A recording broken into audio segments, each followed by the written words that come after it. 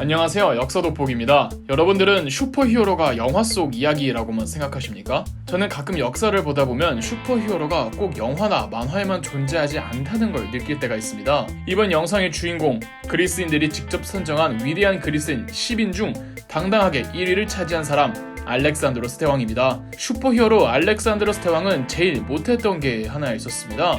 바로 지는 거였죠.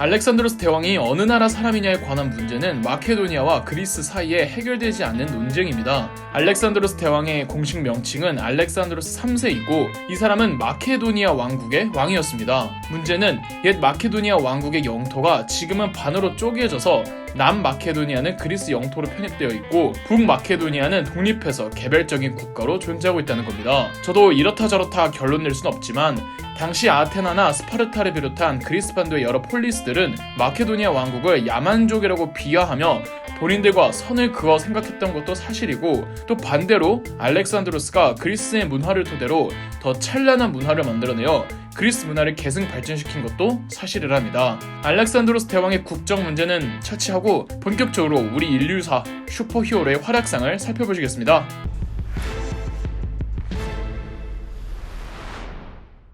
어느 나라 어느 민족의 정복군주든 항상 직전 세대에 무슨 일이 있었는가 혹은 직전 세대의 왕이 누구였는가를 꼭 확인해보라고 말씀드린 적 있죠. 알렉산드로스 대왕도 붙이는 이야기를 꼭 해야만 합니다. 마케도니아는 이미 말씀드렸지만 그리스 폴리스 도시 국가들이 야만족이라고 개무시하던 최빈국이었습니다. 워낙 낙후되고 약한 국가였기 때문에 늘 그리스 폴리스들 눈치나 보며 살았고 주기적으로 볼모도 보내야만 했습니다. 알렉산드로스 대왕의 아버지가 왕으로 등극하기 전 테베로 볼모를 가게 되는데 알렉산드로스 대왕의 아버지는 테베에 하염없이 시간만 보내지 않고 테베에서 그리스 군대 편성법을 완벽하게 익혀옵니다. 귀국 후 그가 왕이 되니 바로 필리포스 2세인데요. 필리포스 2세는 테베에 있을 때 이방인의 입장에서 그리스 군대 편성을 관측 분석한 결과를 바탕으로 취할 건 취하고 약한 건 보완해서 마케도니아만의 새로운 군제 개혁을 단행했습니다. 우선 그리스식 밀집대왕인 팔랑크스를 훨씬 규모를 늘렸고 그리스 중장보병들이 사용하던 장창 사리샤의 길이를 늘렸습니다. 그리스인들이 쓰던 사리샤의 길이는 약 2에서 3m, 마케도니아 군인들이 사용하던 창은 5m가 넘었습니다.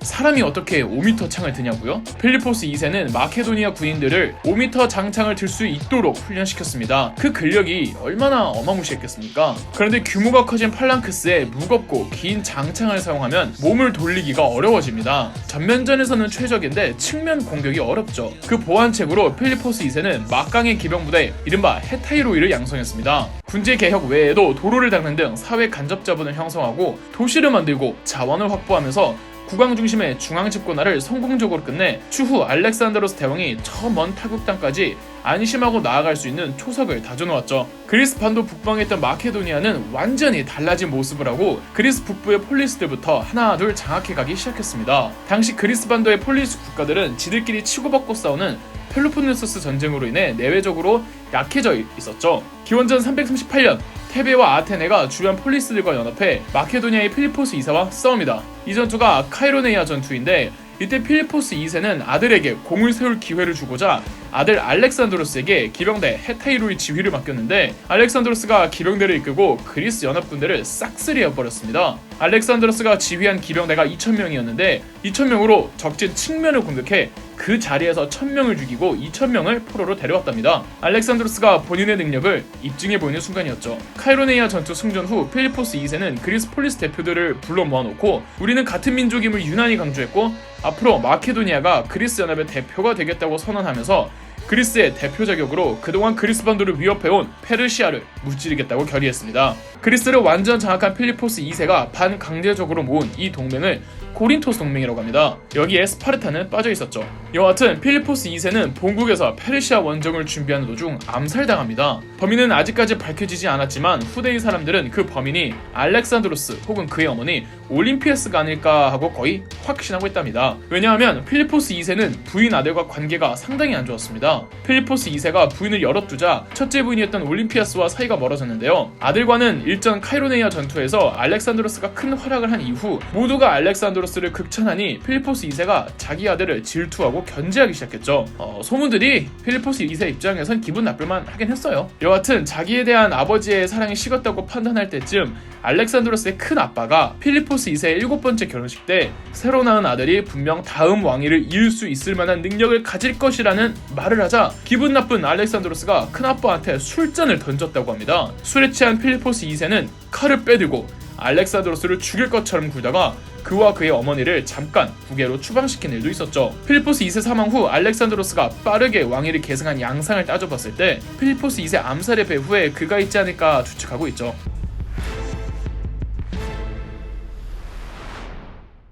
마케도니아의 새로운 왕이 된 알렉산드로스 3세, 일명 알렉산드로스 대왕은 정상적인 방식으로 왕위를 계승하지 않아서 과연 그리스 폴리스 국가들이 자기 아버지 따르듯이 자신을 따를지 고민이었습니다. 때마침 기원전 335년 테베에서 반란이 일어나자 이제 갓 20살이 된 알렉산드로스가 테베로 가서 테베를 괴멸시켜버렸습니다. 테베의 신전과 자기가 좋아하는 시인의 집 한 채 빼고 모조리 불살라 버렸다고 합니다. 그리고 아버지보다 자기가 더 뛰어나다는 걸 입증하기 위해 페르시아로 원정을 떠나니 이것이 알렉산드로스 대왕의 동방원정입니다. 동방원정을 떠나기 전 마케도니아의 국고가 거의 텅텅 비다시피 했다고 하던데 이유는 알렉산드로스가 사정이 어려운 부하 장교들에게 집 사주고 마을 사주고 빚 다 갚아주느라 국고를 다 써버린 겁니다. 국가의 재정이 걱정된 신하가 알렉산드로스에게 조언을 하자 알렉산드로스가 이런 말을 했답니다. 대왕, 이렇게 남을 위해 베풀기만 하시다가 국가의 재정이 텅텅 비게 됩니다. 국가의 돈은 대왕의 돈인데 그 돈을 전부 저희 장수들에게 베푸시면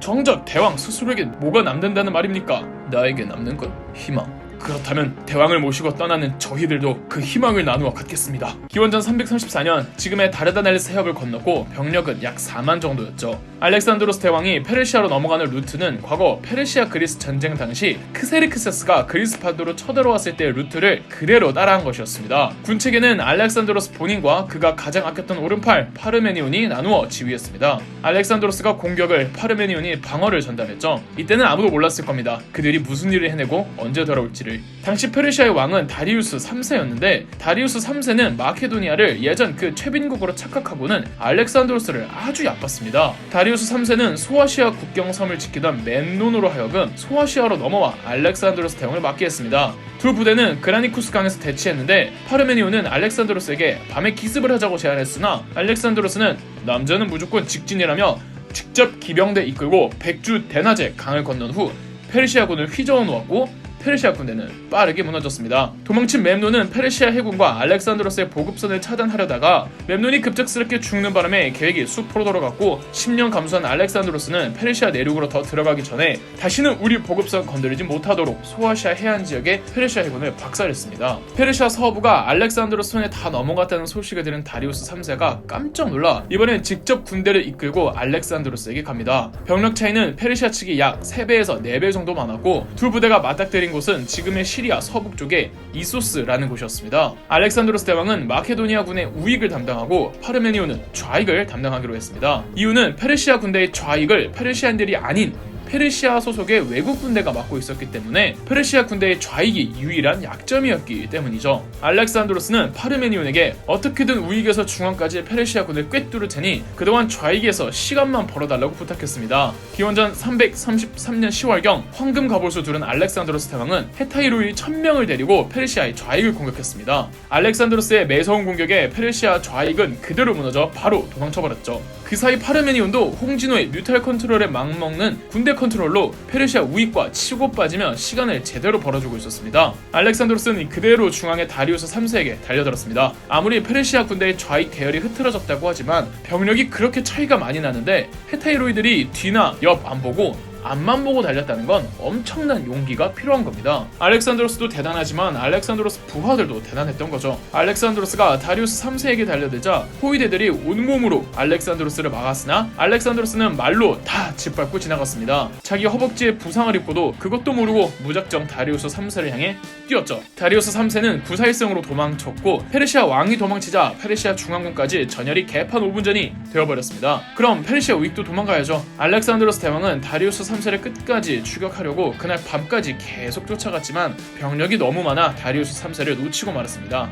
그래도 이소스 전투는 페르시아의 자존심을 제대로 꺾어버렸던 전투였죠. 알렉산드로스는 전후 다리우스 3세의 엄마, 부인, 그리고 딸을 포로로 잡아왔습니다. 그렇게 다리우스 3세는 왜 전쟁터에 가족들을 데리고 오는 거야? 다마스쿠스로 도망간 다리우스 3세는 가족들의 몸값을 주면서 포로 석방을 요구했는데 알렉산드로스는 앞으로 페르시아 털면서 더 많은 돈을 받을 텐데 그런 돈 필요 없다며 거절했습니다. 서기관은 다리우스에게 보낸 편지를 적어라.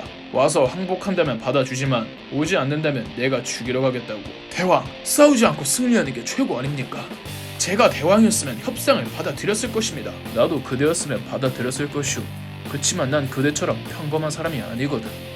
그런데 생각보다 알렉산드로스는 자금과 식량을 많이 써버리자 전쟁을 계속하려면 인근에서 군량미를 조달해야 했습니다. 알렉산드로스는 잠시 군대를 뒤로 돌려 이집트로 가서 페르시아로부터 너희를 해방시켜준다며 이집트 내 그리스 행정관들을 두고는 자금과 식량을 담당하게 했습니다. 이집트로 가는 도중에 가자 지구 주민들이 저항을 했는데 이들을 또 무자비하게 진압했답니다. 테베에서 저런 말이죠. 이집트에서 보급 문제를 해결한 알렉산드로스는 다시 페르시아로 진군합니다. 기원전 331년 다리우스 3세와의 마지막 결정전, 알렉산드로스 대왕 전쟁 중 이소스 전투와 더불어 가장 큰 전쟁으로 뽑히는 가우가멜라 전투였습니다. 가우가멜라는 지금의 티그리스강 근처에 있는 도시입니다. 다리우스 3세 입장에선 더 이상 물러날 수 없는 사활을 건 전투여야만 했죠. 병력 차이는 페르시아군이 압도적으로 많았지만 열불이 난 다리우스 3세가 더 이상 긁어 모을 수 없을 정도로 병력을 긁어 모았기 때문에 전혀 싸울 줄 모르는 사람들도 부지기수였습니다. 허수가 많았던 거죠. 무엇보다 다리우스 3세가 알렉산드로스와 싸우기 위한 핵심의 카드가 있었으니 바로 전차였습니다. 전장이 가우가멜라인 것도 다리우스 3세가 일부러 전차전을 하기 유리한 평원으로 유인한 것이었습니다. 알렉산드로스는 유인당했다기보단 다 알면서 다리우스 3세가 원하는 조건 하에서 이기는 게 목표였습니다. 페르시아 선봉대가 가우가멜라 바로 앞 언덕 능선에 직을 치고 있었는데 막상 알렉산드로스 분이 너무 겁나 본진으로 후퇴했다고 합니다. 이런 게 폐왕색이죠. 대왕, 야습을 하면 저들을 몰아세울 수 있습니다. 나는 야습 같은 비겁한 방법으로 승리를 훔치지 않는다. 우린 오로지 전면전입니다. 반면 페르시아 군사들은 알렉산드로스가 야습해올까봐 밤을 샜다고 합니다. 참고로 알렉산드로스는 이날 늦잠을 자는 바람에 정오에 맞춰 공격을 했습니다. 여전히 알렉산드로스의 헤타이로이 기병대는 우익을, 파르메니온은 좌익을 담당했습니다. 그리고 수적으로 불리하니 일직선 포메이션이 아닌 우익이 조금 더 튀어나와 있는 사선 형태로 진군했습니다. 다리우스 3세는 이소스 전투에서의 패전을 되풀이할 만큼 멍청한 군주는 아니었습니다. 알렉산드로스의 기병대가 이소스에서 약한 좌익을 노렸으니 다리우스 3세는 중앙에 상대적으로 약한 병력을 배치하고 좌우익에 최강 부대들을 편성해 두었습니다.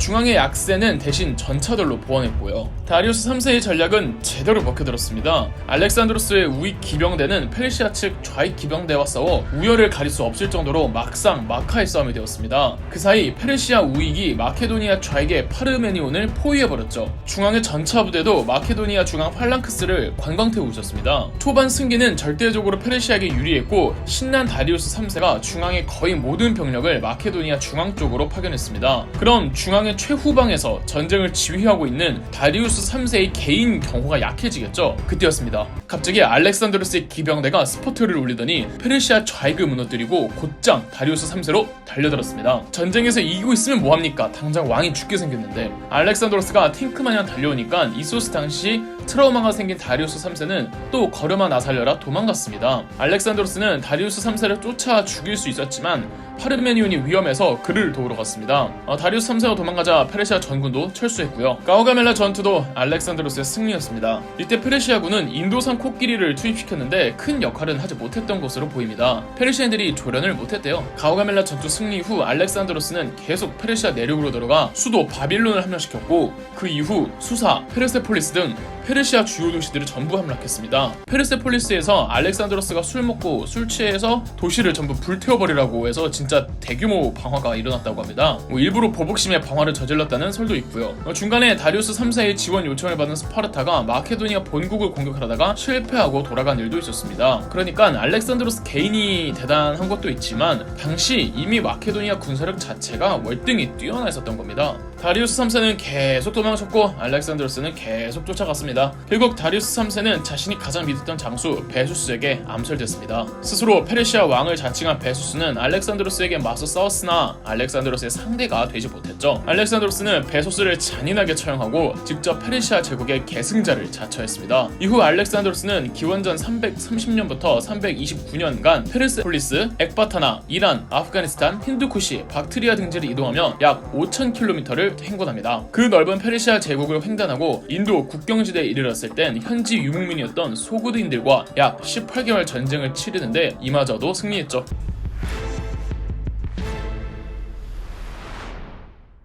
알렉산드로스는 그리스에서 출발해 중앙아시아, 인도까지 말 타고 왔는데 통치 방식에 대해 당연히 관심을 가질 수밖에 없었겠죠. 알렉산드로스가 승리한 적에 대해서 여러 번 잔인하게 진압하는 모습도 보였지만 오로지 학살만 해대는 개망나니는 또 아니었습니다. 자신과 싸우지 않는 피치자도가 백성들에게는 유화적인 제스처를 취했는데요. 알렉산드로스는 정복지를 완전히 장악하기 위해선 문화적 통일이 필요하다고 생각해서 주요 도시 곳곳에 그리스어를 사용하는 알렉산드리아라는 도시를 건설했습니다. 지금도 이 지명들은 남아있습니다. 예전 복음 문제 때문에 방문했던 이집트에다가도 알렉산드리아를 건설하기도 했고요. 그러고 보면 자기 이름으로 지명을 만들다니 정말 자기 애가 누구보다 남다른 것 같죠? 알렉산드로스 대왕이 알렉산드리아를 건설할 때 제일 신경 썼던 것이 기존 토착 문화를 없애지 말고 최대한 존중해주라는 것이었습니다. 절대 원주민들과 척지지 말라고 신신당부했죠. 무엇보다 그리스인들과 중동, 중앙아시아 토착민들 간의 통혼을 적극 장려했습니다. 알렉산드로스는 소구드인들과 싸울 때는 아주 잔혹한 모습을 보여주다가도 싸우고 나서는 평화적인 면모를 보이며 소구드인들의 공주 록산나와 결혼하기도 했답니다. 물론 알렉산드로스 대왕의 이런 일련의 통합 정책들이 도의적인 측면이라기보단 교묘하게 하나의 거대한 제국을 만들기 위함이긴 했죠. 그런데 이런 알렉산드로스 대왕의 다문화 정책은 군 내부적으로 큰 문제를 일으켰습니다. 여태 알렉산드로스와 함께 싸운 마케도니아 장교들은 도저히 타문화를 그대로 수용하기가 어렵다며 계속 마케도니아식으로 살아가려고 합니다. 점차 알렉산드로스에게 불만을 품은 사람들이 나오기 시작했는데 알렉산드로스는 본인의 다문화 정책을 반대하는 장교들을 바로 죽여버렸습니다. 심지어 알렉산드로스의 오른팔이었던 파르메니온과 그의 아들을 죽였고 회식 자리에서 알렉산드로스 기분 좋을 때 대왕께서 우리들을 신경 안 써주는 거 아니냐고 고민을 털어놓는 장교를 죽이는가 하면 마케도니아식 옷을 입은 행정관을 죽이기도 했습니다.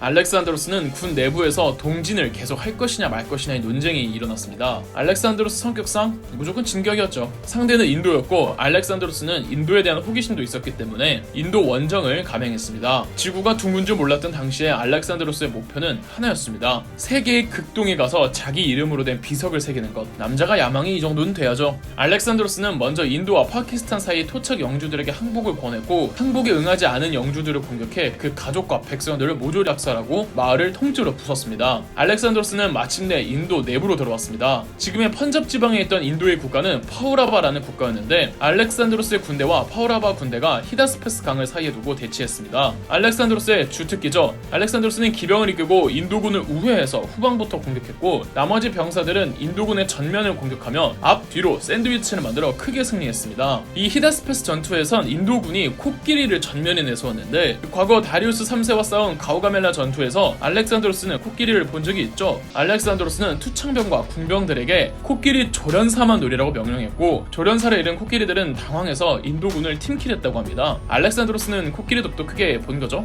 승전 후 알렉산드로스는 본인을 상대로 싸울 생각을 한 파우라바의 왕이 대단하다며 그에게 충성 맹세만 듣고 계속 왕으로 두었습니다. 히다스페스 전투에서 승리한 알렉산드로스는 인도 북부까지 더 동진하려고 합니다. 인도 북부에는 닌다 왕조가 있었는데 알렉산드로스에게 항복한 파우라바의 왕 왕은 닌다 왕조는 자기들이랑 완전히 다른 규모의 국가라고 전쟁을 별로 추천드리지 않는다고 했답니다. 그래도 알렉산드로스가 누굽니까? 그는 진군 명령을 내렸는데 병사들이 이제 제발 좀 그만하라고 너무 힘들다면서 파업을 해버렸습니다. 알렉산드로스는 병사들을 설득해보려고 했지만 실패했습니다. 천하의 알렉산드로스가 의지를 꺾을 정도로 파업에 거셌다는 거고 그만큼 병사들은 지쳐있는 상태였다는 거겠죠? 그리고 무엇보다 인도의 그 습하고 더운 아열대 날씨를 마케도니아 병사들이 견뎌내지를 못했습니다. 알렉산드로스는 철권 명령을 내렸고 페르시아의 수도 바빌론으로 돌아오는데 돌아오는 행군도 녹록치 않아서 수많은 병사들이 돌아오면서 죽었다고 합니다. 그리고 돌아올 때 알렉산드로스가 임명한 총독들이 워낙 부패해서 통치 지역을 제대로 관리 안 하는 것을 본 알렉산드로스는 그 자리에서 다 처형시켰습니다.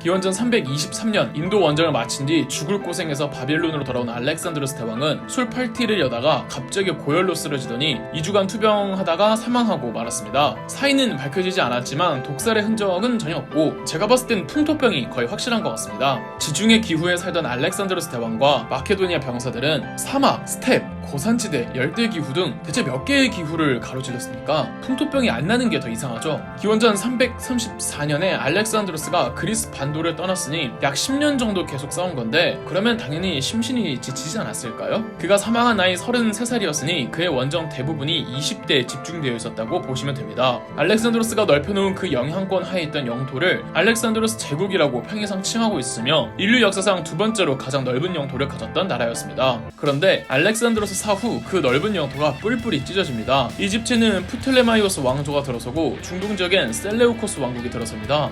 프톨레마이오스나 셀레우코스나 다 알렉산드로스의 부하 장수들이었습니다. 알렉산드로스 사후 마케도니아 왕은 그의 이복 동생이 있습니다만 이 이복 동생이 지적 장애자였습니다. 알렉산드로스와 록산나 공주 사이에서 낳은 아들이 알렉산드로스의 유일한 아들이었는데 나중에 이 아이와 지적 장애를 앓는 동생이 마케도니아의 공동왕으로 즉위합니다. 결국 전부 로마에 통합되어 버리죠. 알렉산드로스가 맺은 국제결혼도 알렉산드로스 사후 대부분 이혼해버리고요. 그럼에도 알렉산드로스가 중동과 중앙아시아에 걸쳐 이룩한 대제국은 문화적으로 새로운 양식을 잉태합니다. 바로 동서양의 문화가 합쳐져 만들어진 헬레니즘 문화가 태동합니다. 그래서 알렉산드로스 대왕 시대를 헬레니즘 시기라고도 하죠. 실제 중앙아시아 일부 국가들에선 꽤 오래 그리스어를 사용했고 인도에서는 이목구비 뚜렷한 서양인들을 모델로 불상을 조각했습니다. 이걸 간다라 미술 양식이라고 하죠. 학문적 교류도 왕성하게 이루어졌고 특히 자연과학적으로 엄청난 성과들이 나왔는데 여러분들이 아시는 유클리드 기하학과 유레카를 외친 아르키메데스가 헬레니즘 자양분을 먹고 자란 세대입니다. 또 다양한 문화 인종들이 섞이니까 세계 시민주의가 도래했고 더 나아가 개인의 영혼 구제라는 개인주의적 사상이 팽배해집니다. 개인의 영혼을 어떻게 구제할 것이냐를 두고 동서양의 철학이 버무러져 서양에선 스토아 학파와 에피쿠로스 학파로 나뉘기도 합니다. 전쟁사적으로도 알렉산드로스는 원정시 정말 많은 공성전을 펼치기도 했습니다. 그렇다면 공성 무기가 자연스레 발달하겠죠. 알렉산드로스의 공성 무기들은 사실상 서양의 전쟁사에서 공성 무기들이 제대로 활용된 첫 사례였고 이후 로마의 전쟁사에 강력하게 영향을 준답니다. 그러니까 알렉산드로스 대왕의 영토 확장은 금세 와해됐지만 그가 던진 돌의 파장은 이후 인류사의 시원 역할을 하기도 했죠. 알렉산드로스 대왕을 제가 슈퍼히어로라고 했는데 알렉산드로스 대왕 스스로도 영웅주의에 대단히 심취해 있었고 자기를 신이라고 생각할 만큼 자의식이 아주 강했습니다. 당장 알렉산드로스가 즉위하기 전 개인 스승이 아테네 말고는 전부 미개하다고 주장했던 아리스토텔레스니 말이죠. 그런데 슈퍼히어로라고 하기엔 정의롭지 못한 학살을 너무 많이 명령하기도 했죠. 근데 또 본인이 학살을 저지르거나 부하 장교들을 다 죽여놓고선 후회를 또 엄청 했다고 합니다. 알렉산드로스는 자제력이 높았던 만큼 충동적인 면도 다분한 역설적인 성격을 가지고 있었는데 아무튼 정신분석학적으로 연구 대상인 것 같습니다. 알렉산드로스 대왕에 대해 이렇게 길게 한번 살펴봤는데 영상 재미있으셨다면 구독과 좋아요 눌러주세요. 그럼 역사 돋보기였습니다.